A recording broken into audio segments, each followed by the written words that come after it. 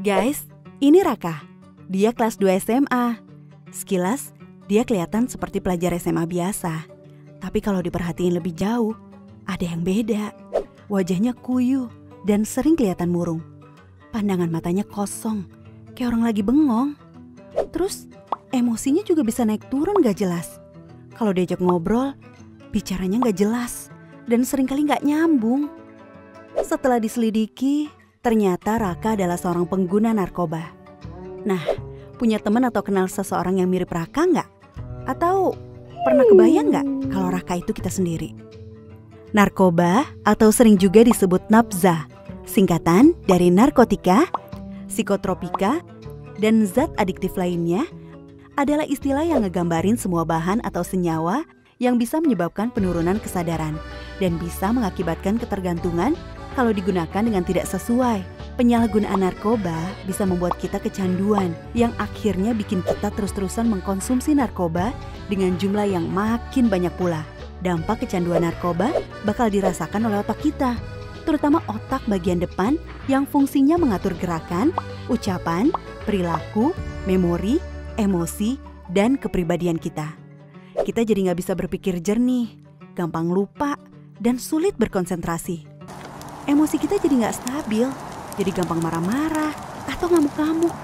Keluarga dan teman juga bisa jadi frustasi ngadepin kita yang kayak begini. Yang bikin serem, fungsi otak kita belum tentu bisa pulih lagi, walaupun kita udah berhenti menggunakan narkoba. Nah, bayangin sekarang, kalau ini terjadi di masa pandemi kayak sekarang ini. Udah kesepian, depresi, stres gara-gara pandemi. Masih ditambah lagi depresi dan kesepian karena dijauhin teman dan keluarga. Kebayang gak sih? Kita ngajakin teman untuk mabar game online, tapi gak ada yang mau.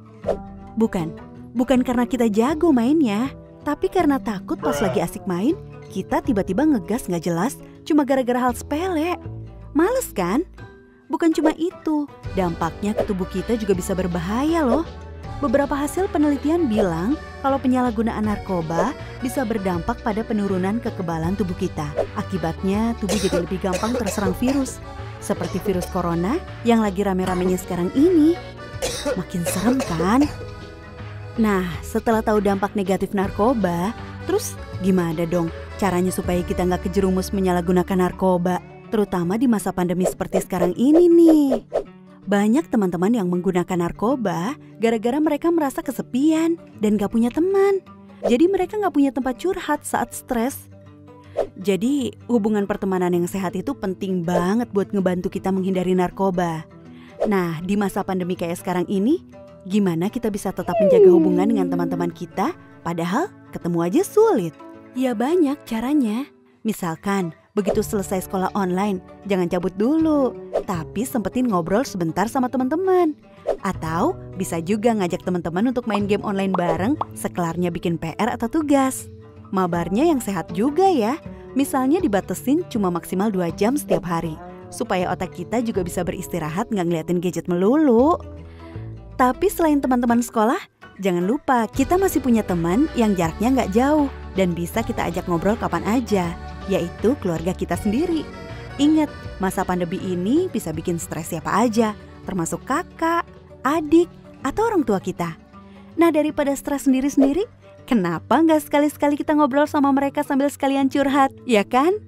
Kadang-kadang ngobrolin masalah yang selama ini kita pendam sendiri dengan keluarga bisa bikin perasaan kita jadi lebih lega dan meringankan beban pikiran kita juga. Terus kita juga mendingan cari kegiatan untuk mengisi waktu luang selama pandemi ini, biar nggak kebanyakan bengong dan akhirnya malah jadi bikin kita iseng nyoba-nyoba hal yang nggak baik, termasuk nyoba-nyoba pakai narkoba. Banyak loh kegiatan yang bisa kita lakuin selama masa pandemi ini. Misalnya nekunin hobi baru seperti nyusun puzzle, main Rubik Cube, berkebun, menulis, dan banyak lagi. Atau belajar hal-hal baru di internet, misalnya belajar main alat musik, belajar menggambar, belajar masak, dan lain-lain. Atau video call sama teman-teman untuk ngebahas konten terbaru dari YouTuber atau selebgram favorit. Atau bisa juga melakukan kegiatan religius, hati jadi tenang. Atau malah coba-coba bikin konten sendiri untuk diunggah ke akun medsos kita. Misalnya bikin konten tutorial make up, masak, atau bikin kerajinan tangan. Atau bikin konten nyanyi cover lagu pakai gitar. Lumayan kan? Iseng-iseng tapi kalau banyak yang nonton bisa menghasilkan juga. Atau coba deh, keluar ke halaman depan rumah, terus coba lakuin olahraga ringan sambil menghirup udara luar. Pasti pikiran kamu jadi lebih segar dan suasana hati kamu jadi lebih positif.